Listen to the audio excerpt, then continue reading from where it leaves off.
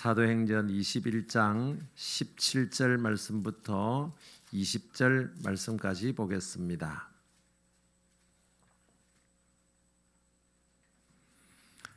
사도행전 21장 17절부터 20절까지 우리 한 절씩 교독하겠습니다.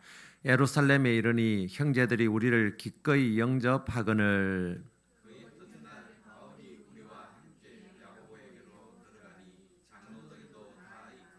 바울이 문안하고 하나님이 자기의 사역으로 말미암아 이방 가운데서 하신 일을 낱낱이 말하니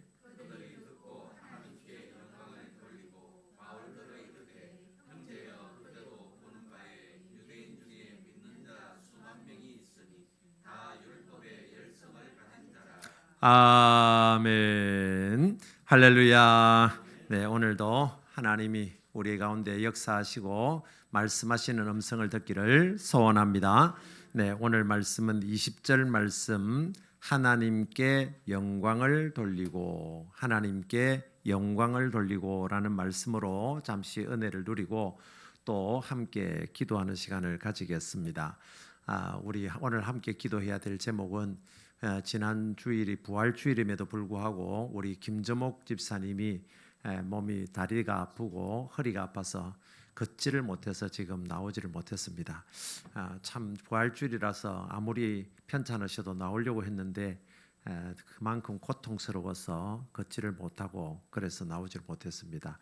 오늘 특별히 우리 김저목 집사님을 위해서 기도해 주시고 또 우리 연세 많으신 어르신들 특히 우리 김영국 성도님, 최용순 성도님 참 803 밑에서 그 구순의 어른들이 버스 타고 지하철 타고 또 교회차로 갈아타서 이렇게 오면서도 그렇게 말씀합니다. 그래도 이렇게 교회 오는 길이 즐겁고 행복하다 그렇게 말씀을 해요. 참 귀하죠.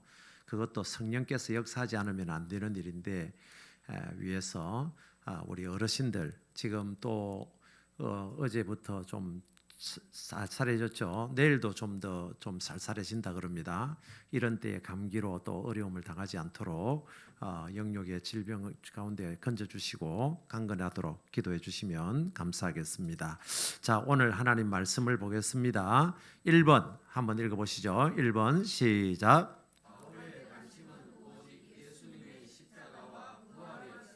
네. 지금 계속해서 사도행전 21장 말씀을 나누고 있습니다만은 사도 바울만큼 똑똑한 사람도 없고 많이 알고 있는 사람이 없습니다. 정말 대단하고 탁월한 지식인임에도 불구하고 그 많은 지식을 알고 있음에도 다른 어떤 것보다도 나는 예수 그리스도의 십자가와 부활만 알기로 작정하였다. 정말 선택과 집중이라는 말이 있죠. 사람이 모든 걸 다 잘할 수는 없습니다. 예수님께서는 공생의 기간 동안 단 3년 동안에 가르치시고 전파하시고 치유하시는 세 가지 사역을 선택하시고 그것에 집중했습니다. 그래서 비록 공생애는 3년으로 끝마쳤지만 인류 역사상 가장 참 성공적인 인생, 가장 탁월한 인생은 누가 사셨느냐? 예수님의 3년 그 공생애가 어느 인류의 어떤 사람보다도 탁월한 삶을 살았다. 그만큼 선택과 집중이 중요하듯이 사도 바울도 여러 가지를 할 수 있지만 그는 모든 것을 다 버려버리고 오직 예수님의 뭐요? 십자가와 부활만 알기로 작정하였다. 그렇게 말씀합니다. 지금 사도 바울은 3차 전도 여행을 마치고 이제 야고보에게 가서 또 그 옆에 있는 장로님들에게 2차 여행과 3차 전도 여행에서 일어났던 일들, 예수님의 십자가로 보혈로 인해서 일어났던 일들, 예수님의 부활 사건으로 인해서 이방인들이 회개하고 돌아오고 많은 사람이 구원받는 그런 구원의 신비, 그런 하나님의 섭리를 지금 야고보와 예수님의 동생 야고보와 장로들에게 낱낱이 간증을 했습니다. 자, 그런데 여러분 한번 생각해 보세요. 정말 철저하게 세속적인 의미로 한번 생각해 봅시다. 세상 사람들의 관점에서 사도 바울은 그렇게 죽을 고비를 넘겼습니다. 정말 복음을 전한다고 40에 하나 감한매를 5번 맞았습니다. 풍랑을 만났습니다. 감옥에 갇히기도 했습니다. 수많은 어려움을 당하고 남은 게 뭡니까? 남은 게 우리가 그렇게 누구 말대로 개고생했듯이 그렇게 살았다면 뭔가 남는 게 있어야 안 됩니까? 뭐 저축을 해서 돈이 많이 남았든지, 뭐가 건강이 좀 좋았든지, 뭐는 권세나 영광이 있든지, 이래야 이게 인생에서 성공했다 그럴 텐데 고생을 해도 말이죠.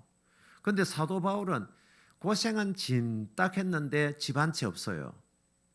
죽을 고비를 넘겼는데 자기에게 남은 영광이 없습니다. 이미 젊음은 이미 지나가 버렸습니다. 하나님 앞에 젊음을 다 반납해 버렸습니다. 건강도 잃어버렸습니다. 그리고 나이는 이미 평균 연령을 넘어섰습니다. 그리고 남은 거라고는 그냥 매맞은 자국밖에 없습니다. 세속적인 관점으로 보면 이 사도 바울은요, 정말 철저하게 실패한 인생입니다. 집도 하나 없어요. 가족도 없어요. 건강도 없어요. 젊음도 없어요. 돈도 없어요. 가지고 있는 게 없어요. 그 정도면 나이 들어가지고 그 정도 되면 그 사람은 실패한 인생이라고 누구나 말할 거예요. 그럼에도 불구하고 바울은 오직 어디에 관심이 있느냐? 자기의 일신상의 영광이나 부귀영화가 아니라 바울은 오직 예수님의 뭐요? 십자가와 부활, 이것밖에는 이 사도 바울의 관심이 없더라 이 말입니다. 자, 2번 한번 읽어보시죠. 2번 시작.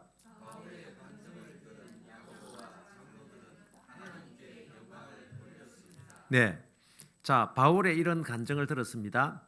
하나님이 참 구원의 신비로운 섭리를 통해서 이방인들이 이렇게 빌립보에서 돌아오고 데살로니가에서 돌아오고 뭐 베레아에서 아덴에서 고린도에서 에베소에서 이런 역사가 일어났습니다. 막 그 하나님의 놀라운 구원의 섭리를 예수님의 동생 야고보에게 또 옆에 있는 장로들에게 낱낱이 아뢰는 거예요. 그러고 나니까 20절에 뭡니까? 그들이 듣고 누구에게 영광을 돌립니까? 하나님께 영광을 돌렸더라. 너무 그냥 당연하지 뭐 이런 생각이 들지 모르지만 여러분 한번 생각해 보세요. 바울이 그렇게 죽을 고비를 넘기고 귀신 쫓아내줬다고 빌립보 감옥에 갇히기도 하고 또 막 깡패들이 찾아와 가지고 도망 나오기도 하고 막 자기를 죽이려고 하는 음모를 알고 그 먼 길을 돌아서도 오고 얼마나 고통스러웠습니까? 그러면 우리가 가장 먼저 사실은 사도 바울에게 어떤 말을 해야 됩니까? 수했다고. 얼마나 고생이 많았냐고. 좀 득담도 하고 바울을 위로하는 말부터 해야 안 되겠습니까? 그런데 그들은 그 간증을 다 듣고 나서 바울에게 득담을 하거나 위로를 하거나 격려를 하는 게 아니고 그거는 말도 없고 오직 누구에게요? 하나님께 영광을 돌려드렸더라. 그렇게 말씀을 해요. 그러니까 지금 이 야고보와 장로들은요, 이 바울이 이런 놀라운 선교의 열매를 얻게 된 것은 결코 바울이 어떻게 해서가 아니라 하나님께서 폭도였던 사울을 예수 믿는 자를 감옥에 가두고 죽이는 데 앞장섰던 이 바울을 하나님께서 부르셨고 그를 이방인의 사도로 삼으셨고 하나님의 은혜와 능력으로 구원의 신비로운 비밀로 인해서 이방인들을 주님 앞으로 돌아오게 하셨다라는 것을 믿었기 때문에 바울에게 어떤 바울을 높여드리고 바울을 대단하다고 한 게 아니라 하나님께 영광을 올려드리더라 이 말입니다.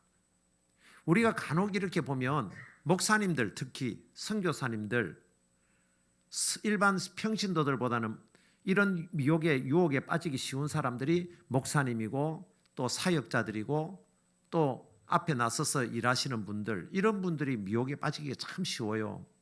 내가 교회를 위해서 어떤 일을 했는데 내가 교회를 위해서 얼마나 헌신했는데 이걸 자꾸 강조하다 보면 결국은 하나님이 영광을 받으셔야 되는데 누가 영광을 받습니까?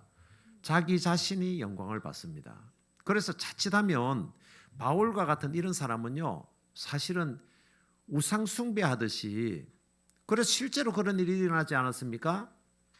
1차 전도 여행 때 막 병자를 고치고 하니까 화관을 가져오고 막 소를 잡아와 가지고 제우스 신이라 그러고 막 흠해라 그러고 그러면서 바울과 바나바를 막 신처럼 섬기려고 하지 않았습니까? 그런 일들이 일어난다고요. 사람이 자기 사역을 막 이렇게 그 뭐 선교 사역을 이렇게 뭐 보고한다고 하면서 막 내가 어느 참 어려운 지역에 가서 선교 열매를 이렇게 거두었습니다. 많은 사람들이 예수님을 믿고 돌아왔습니다. 예배당을 크게 지었습니다. 이러면 성도들이요 전부 목사님, 선교사님에게 그냥 환호성을 저질러요. 그런데 사도 바울은 그렇게도 하지 않았을 뿐만 아니라 그가 그렇게 선교 보고를 해도 야고보나 그것을 들은 장로들은요 바울을 막 이렇게 띄운 게 아니라 누구요? 하나님께 영광을 돌리더라 이 말입니다. 이런 내용이 구약에 어떻게 나오느냐 하면 출애굽 시대에 이스라엘 백성들이 반역을 하고 하나님을 마음을 아프게 하고 우상 숭배를 하고 그러니까 이 불뱀들이 나와서 그들을 물어버렸죠. 그래서 많은 사람들이 뱀에 물려 죽어갔습니다. 그때에 하나님께서 모세에게 뭐라 그럽니까? 장대에다가 놋뱀을 만들어서 달고 그 놋뱀을 바라보는 자는 누구든지 죽지 않고 살리라. 그게 그냥 농담인 줄 알았고 그냥 그걸 믿지 못할 거라고 생각했는데 그래도 그것을 믿고 바라본 사람들은 죽음에서 구원을 받았죠. 불뱀에 물려가지고 죽는 상황 속에서도 놋뱀을 바라본 자는 다 살았습니다. 그런 일이 일어나니까 나중에 어떤 일이 벌어지느냐 하면 그 시대가 지나가지고 이제 오랜 시간이 지났을 때까지 이 놋뱀이 보관이 된다는 거예요. 놋뱀은 이게 뭐 상하거나 그런 게 아니잖아요. 노쇠로 됐으니까. 이걸 나중에는 뭐가 되냐 이게 우상 숭배가 되려는 거예요. 그래서 놋뱀을 갖다 놓고 이제 앞에서 비는 거예요. 또 놋뱀에게 내 아들 잘 되게 해달라고 건강 낫게 해달라고 복 받게 해달라고 놋뱀을 앞에 두고 막 비는 거예요. 그때에 히스기야 왕이 그 사실을 알고 이 놋뱀을요 너후스단이라 그럽니다. 너후스단 기억나십니까? 이 너후스단이라는 말은 뭐냐면 놋 조각이라는 거예요. 놋 조각. 아무 볼품 없는 놋 조각에 불과하다. 그래서 너후스단이라 그러면서요 그 놋뱀을 갖다가 그냥 깨트려 부수어 버립니다. 만약에 오늘날 그랬다면 성물이라 그러잖아요. 요즘 그런 걸 성물, 거룩한 물건이라 그래가지고 교회에다가 막 또 박물관 같은 데다가 이렇게 세워놨는데 누가 그걸 갖다가 부수어 버렸으면요 아마 많은 사람들은 화를 내면서 왕이 문제가 있는 거 아니냐, 목사님이 문제가 있는 거 아니냐 막 그럴 거예요. 근데 히스기야 왕은 그걸 갖다가 너후스단, 놋 조각에 불과한 거다, 이거 아무것도 아닙니다 하고 그냥 막 부숴 버린 거예요. 어떻게 생각하십니까 여러분은? 물론 기념하면서 후대에게 이걸 좋은 소식을 옛날에 그렇게 불뱀에 물려 죽어갈 때 놋뱀을 본 사람들은 다 구원받고 살았다, 그걸 가르쳐주는 시청각 교재로 사용하는 것까지는 뭐 크게 문제가 없어요. 그런데 이제 그게 점점 시간이 지나가다 보니까 그게 뭐가 됩니까? 우상화가 됩니다. 우상화가 되니까 히스기야 왕, 믿음의 왕이요 그걸 갖다가 그냥 산산이 그냥 부수어 버린 거예요. 지금 이 바울에게 만약에 바울 선교사님 정말 대단하십니다. 어떻게 그렇게 선교 사역을 그렇게 잘할 수 있습니까? 우리 교회에서 이번에는 선교비를 좀 더 막 대폭 인상해서 마음껏 선교할 수 있도록 막 물질을 보내드릴 테니까 가서 마음껏 하십시오. 얼마든지 할 수 있지 않겠습니까? 그러다 보면 영광을 정말 받아야 될 하나님보다는 누가 받습니까? 사람이 받더라는 거예요. 그래서 오늘 말씀에 20절에 보면 그들이 듣고 누구에게 영광을 돌렸다고요? 하나님께 영광을 돌리더라. 여러분 이거 정말 중요하거든요. 3번 한번 읽어보세요. 3번 시작.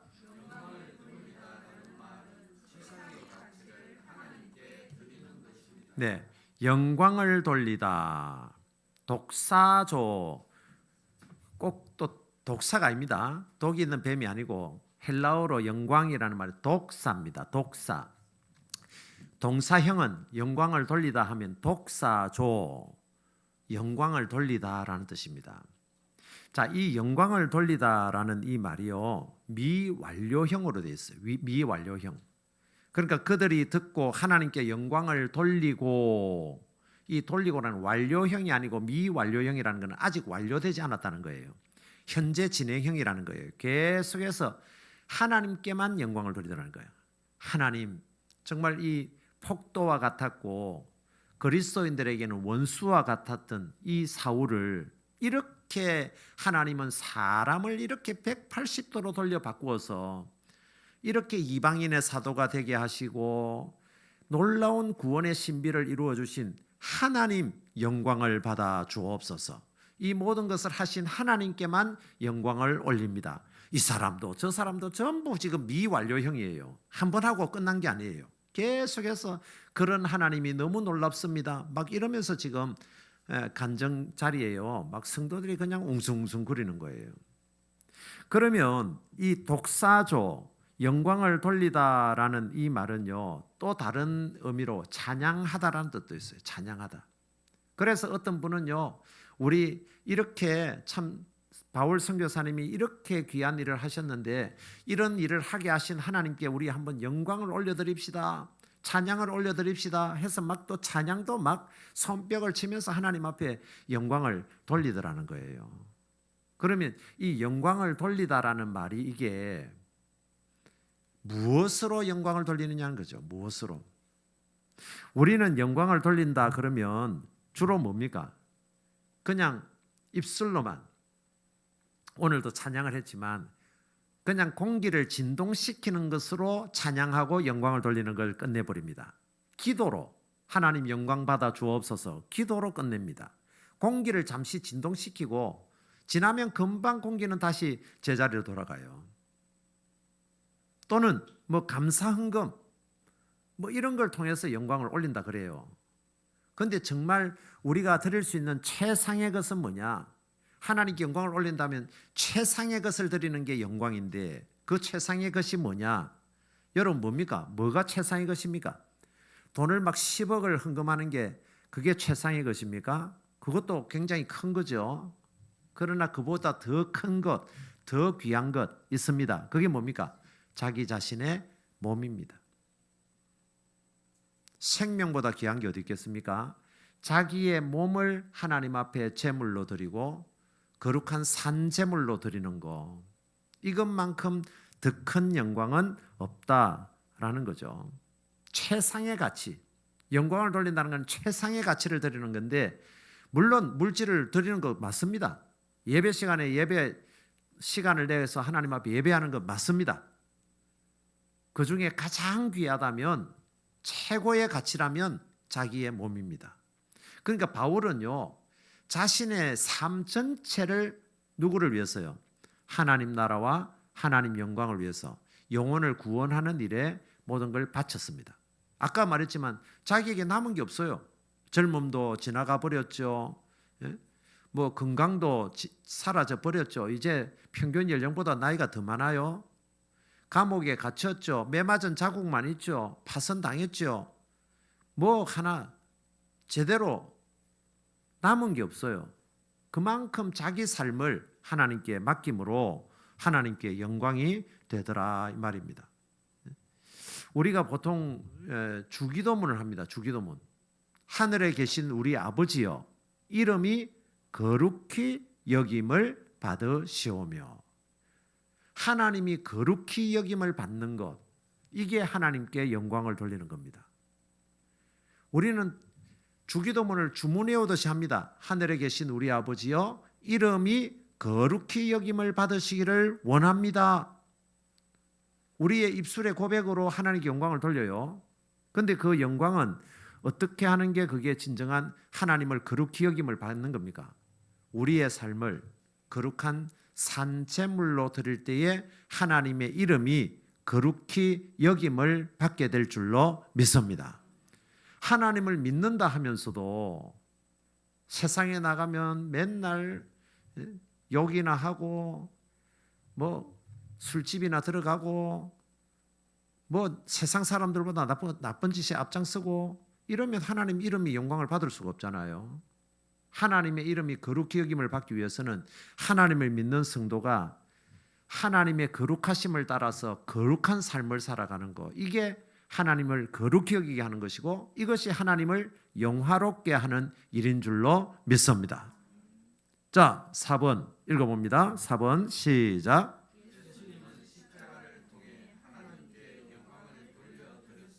예, 예수님은 그러면 하나님을 어떻게 영광을 돌려드렸는가? 뭘 통해서요? 십자가를 통해서요. 정확하게 하면 십자가와 부활을 통해서 하나님께 영광을 올려드리다는 거예요. 그럼 십자가가 어떻게 영광이 되는가? 자, 우리 아십니다. 예수님이 마지막 최후 만찬을 할 때에 가룟 유다가 예수님을 팔 마음을 가집니다. 사단이 그 마음을 집어넣었다 그래요. 예수님을 팔 마음을 가지고 있습니다. 예수님은 그것을 알았습니까? 몰랐습니까?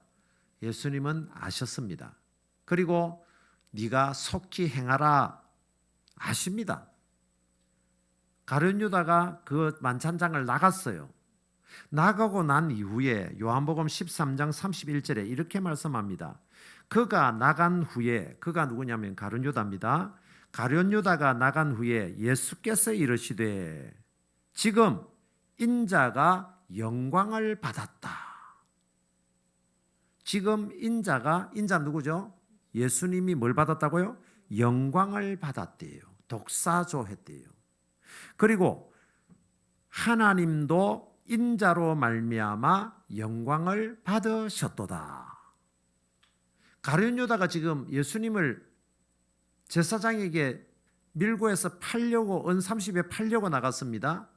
그런데 예수님은 뭐라 그러냐면 저런 못된 놈이 있나 이렇게 하신 게 아니고 나는 이미 영광을 받았고 하나님도 인자로 말미암아 영광을 받으셨도다. 하나님도 영광을 받으셨대요. 아니 하나님 입장에서는 하나밖에 없는 아들 독자가요 지금 십자가에 매달려 죽게 되었고 아들을 한마디로 경찰서에 밀고 하고 있는 제자를 보면서 영광을 받으셨다? 자칫 이해가 안 됩니다. 그게 무슨 영광입니까? 아들을 죽이려고 지금 꾀를 내어가지고 그렇게 제사장에게 은 30을 받고 그렇게 팔려고 나가는 가룟 유다가 나간 후에 인자가 이미 영광을 받았고 하나님도 어떻게 해요? 인자로 말미암아 영광을 받으셨도다. 자, 결국은 이게 뭡니까?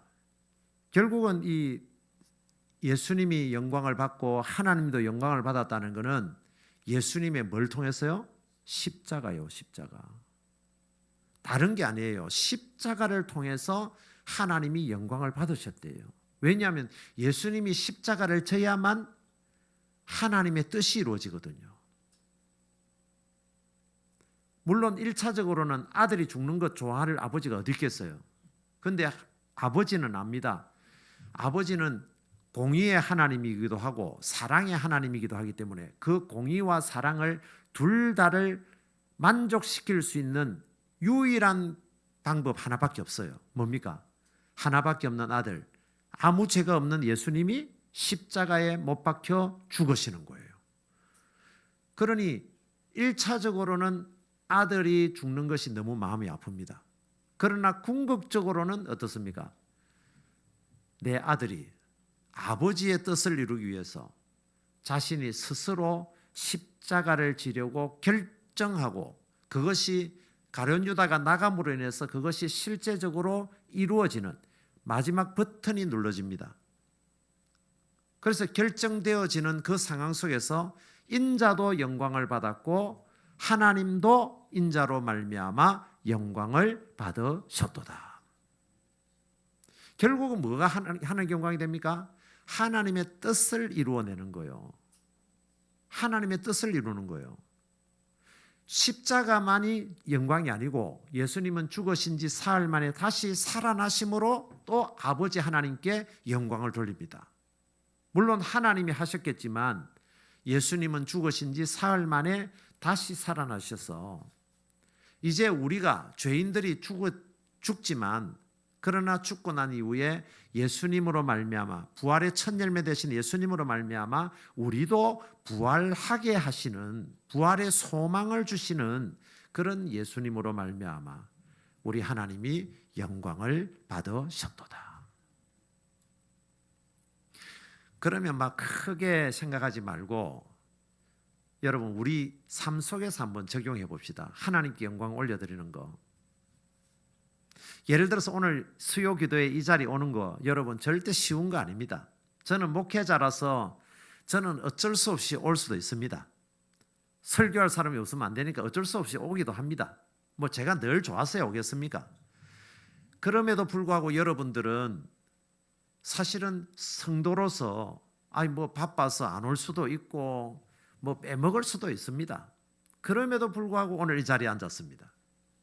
이게 물론 여러분들이 참 영광을 받기도 하고 여러분들이 칭찬도 받아야 하겠지만 그러나 여러분 오늘 이 자리에 앉아 있는 여러분 한 사람 한 사람을 통해서 예배가 한 사람이 더 옴으로 인해서 예배가 분위기가 달라집니다. 여러분 한 사람이 없으면 뭐 내가 없다고 별 문제가 있겠어? 아닙니다. 한 사람이 보여야 될 사람이 안 보이면요 신경 쓰입니다. 여러분 한 자리 한 자리가 하나님을 얼마나 기쁘시게 하는 자리인가를 알아야 됩니다. 그냥 뭐 내가 뭐 왔다 가는데 그게 뭐가 대단하겠어요? 저는 아니라고 봅니다. 특히 우리 교회 같은 경우는 여러분 한 자리가 제가 늘 하는 말이 그러죠. 우리 교회는 여러분 한 자리 앉는 자리가 여러분은 선교사의 영광을 여러분은 받습니다.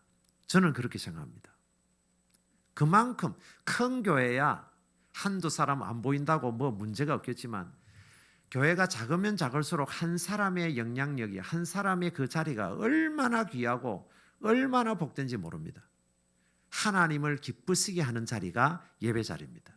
그렇기 때문에 여러분은요 이미 하나님께 영광을 돌리고 있는 것입니다.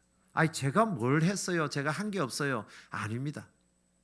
정말 여러분들은 뭐 바울 선교사님 이상으로 여러분들이 그냥 새벽기도 자리, 수요기도의 자리, 헌신의 자리 그냥 그 자리에 앉아 있는 것만으로도 하나님께 영광이 됩니다. 그게 뭐냐면 우리 십자가입니다. 우리가 좀 시간을 투자하고 피곤한 것 이겨내고 하나님 앞에 예배 자리, 기도 자리에 나가는 거요. 자기 피곤합니다. 그런 피곤한 자리를 이겨내고 오늘 이 자리에 왔기 때문에 이게 우리의 십자가고 그 십자가는 하나님께 뭐가 된다고요? 영광이 되어진다. 이 말씀입니다. 자, 마지막 5번 읽어봅니다. 마지막 5번 시작.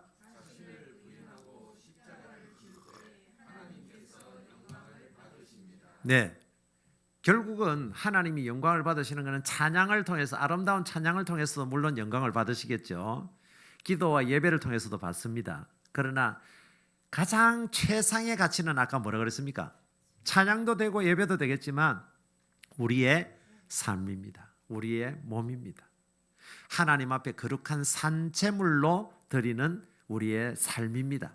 이게 하나님을 영화롭게 하는데 우리는 보통 보면 하나님께 영광 올려드립니다 하는 게 뭐냐면 좋은 대학 가가지고 또 돈을 많이 벌어가지고 그래서 하나님께 영광 올려드린대요. 그것도 저는 영광이 된다고 생각합니다.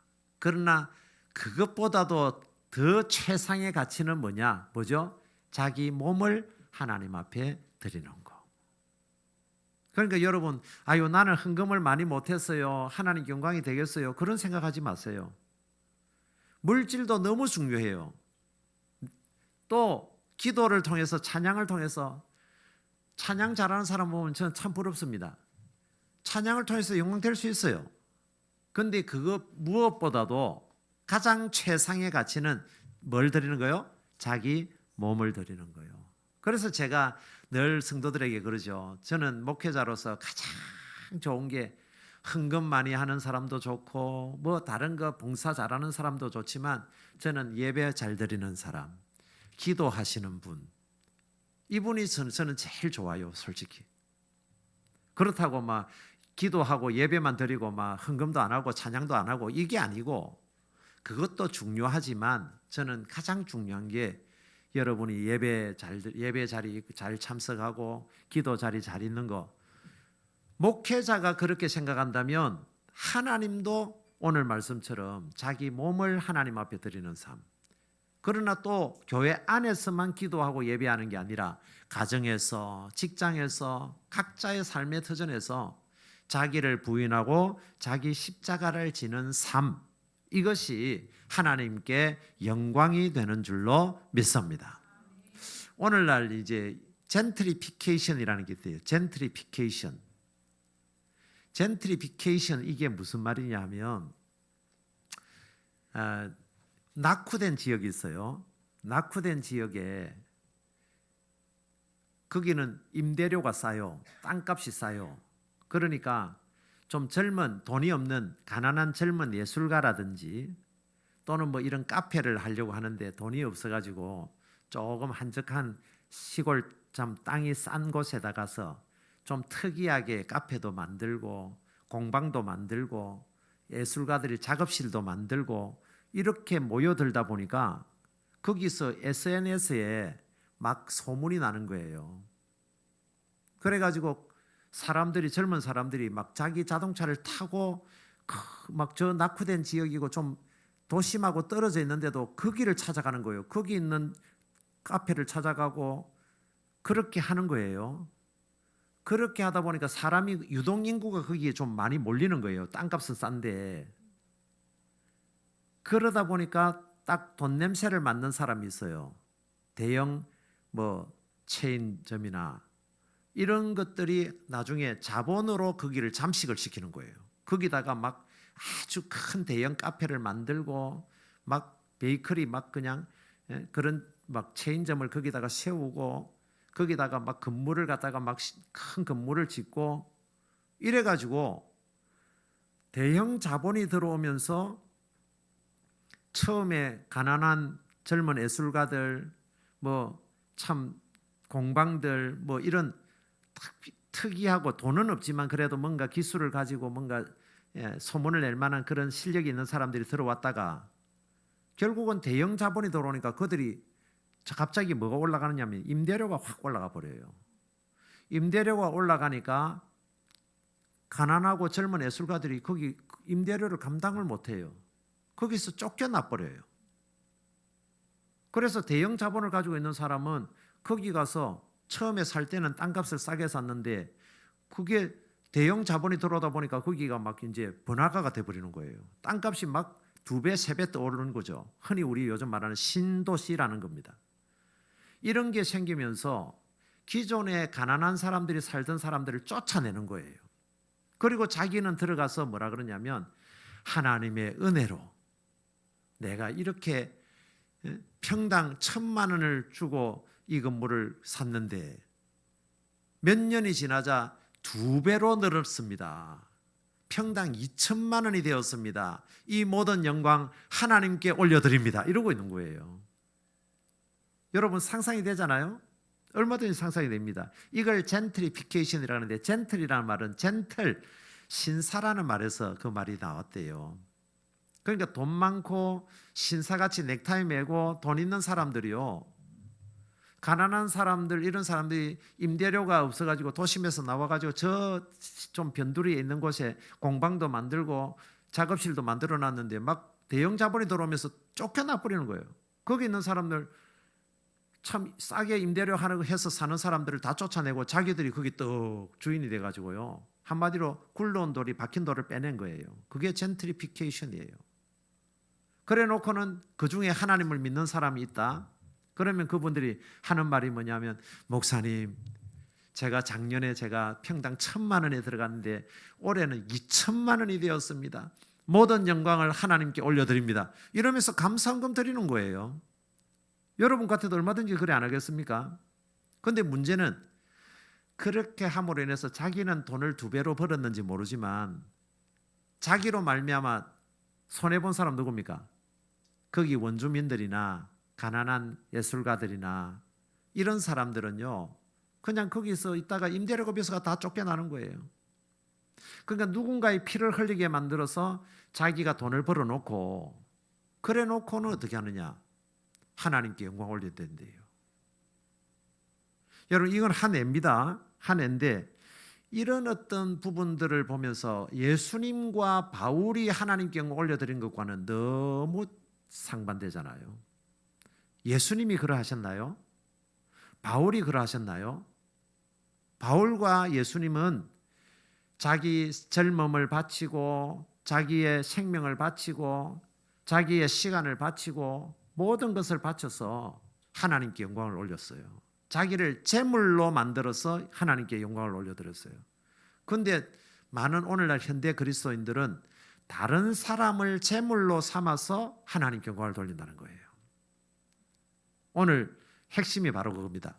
영광을 돌리다. 독사조라는 말씀이 오늘 우리는 너무 쉽게 하나님 모든 영광을 받으소서 그렇게 기도하고 찬송하지만 정말 우리의 삶에서 하나님께 영광이 진정한 영광은 뭐냐? 이걸 오늘 수요교대를 통해서 한번 깨닫고 싶은 겁니다.